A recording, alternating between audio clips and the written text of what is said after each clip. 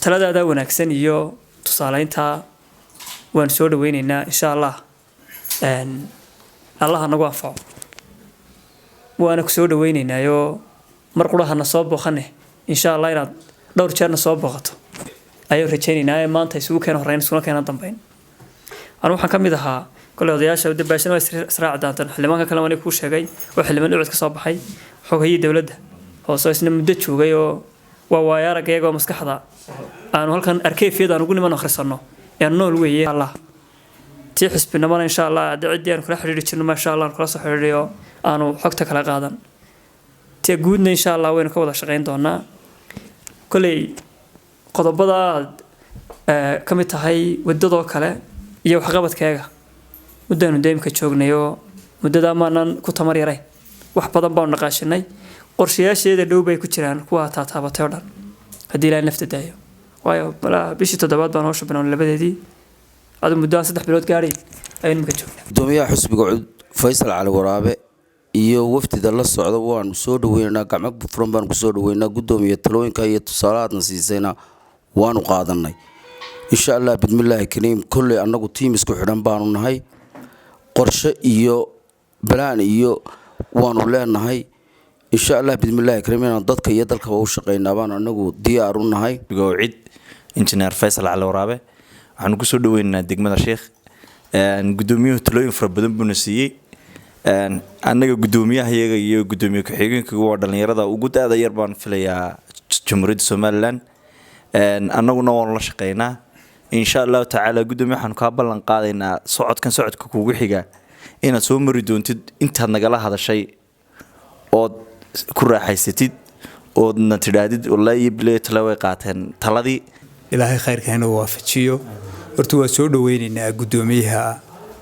xisbiga ucid aad baanu sheekhu soo dhaweynaynaa welcome reer sheekh runtii dad ilbaxa baan nahay danta guud u heelan gudoomiye wax badan danta guud buu ka hadlaa waxaan ku sii dhiirigelinayaa inuu hadaladiisa waninka ugu afdheer gudoomiyayaasha inuu had iyo jeer taa guud ku taagnaado ayaan ku ammaanaya kuna baraarujinaya haddaan la yar kaftabo waxaanu ka mid ahayn aqoonyahanka Somaliland laga wareysanay waqti oo aanu tagnay malcuunkii dalka xukum jiray si albarre ereyadiisa intuu xasuustaa uu leeyahay ina cigaalaanbadiisa halkiisu ku haysan lahaa waxa uu se ka doorbiday Soomaali weyn haddii aad naga dan weyda nabarkaad nala dhacaysana halkii baan waxaanu kala noqon gaaliya islaam markaa runtii ilaa inta haddu halgamayay waan ku boorinayaa imkaan halkii ka sii wado dhalinyarta dardaarka muusiyana aad baan ugu faraxsanahay dad isxukumayna noqon aad baan ugu faraxsanahay dad kala dambeeya inuu noqon halkaas adeerka wax ka dhaliilaayo aad baan soo dhaweynaya horta aad iyo aad baa mahadsantiin marka nimanka aan soo siyaartay mayorkii iyo mayor ku-xigeenkii magaalada Burco aan soo siyaaranay iyo hadda idinka aragnayba rajo weyn baa gashay waxaan arkaa waxa la yiraahdaa there is a light through the tunnel rajo dab bayna soo baxaya waxaan jeclahay insha Allah taala inay saako way doontaan saawada shaqeyn doontaan haddaynu saawada shaqeynayno oo isku xidhmino waxba inaga ma xumaatay waxa inaga maqan waxa weeye war maxaynu yeelaa maxaa laga qabtaa waxaas inagu soo kordhay maxaynu ka yeelaa waa inta inaga maqan waa tashigaas distoorkan wuxuu qolay waa tashi marka aad iyo aad baan idku hadnaqiyaa baasha wixii xasuusiyay taariikh aad iyo aad waqtigaasi maxamed siyaad bare ayuu soo diray fariin ninka ila Morgan wuxuu yiri dagaalkan aan halkan ku noogu hayaan reer Somaliland waxa laga wada xamar oo elite isaaqa ayaa meesha ka wada marka nimankii dawladda ku jiray Axmed Xawaslaan kamid ahaa buu ii soo ururiyay sidee tamaan ugu tagnay marka saddex qof baa ku hadlinay marka waqti hadalada warin waxaan ku yiri anagu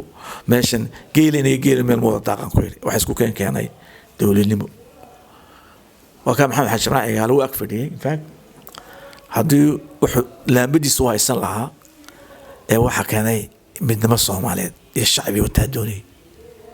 imankaas wax u socdaan haddaan la joojin cadan iyo Yaman ayaan kala noqon doonaa ma ku yiri ay ya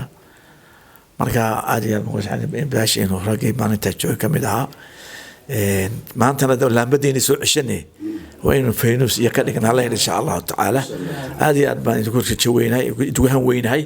تذكر وينها وين لأن يرتينا سان دلك وديمنا إن شاء الله تعالى لأن يرتينا كوكري حرن ماذا إن دلك سوء عشني أين وديمنا وقنا يقيمه قرن كلية جالس يقول ما هو الشقينه إلهي وحين دبنا يحيلك يتكو أسطره إلى وحكي بينه المجالات إنه يسوي إسكولو دن السومان عندي يا waxay sheekay adiga Cabdiraxmaan Lugoye abihi ilaahu naxariis ayaa iskuulkii ugu ogolaateen hadda halkan ka dhisa wax ka ilbaxsan tahay dadka ilbaxnimo ku wada imanka dadka hogaamiya oo role model noqda waa mahadsantahay isku soo ducayna waa aad iyo aad baan mahadsantahay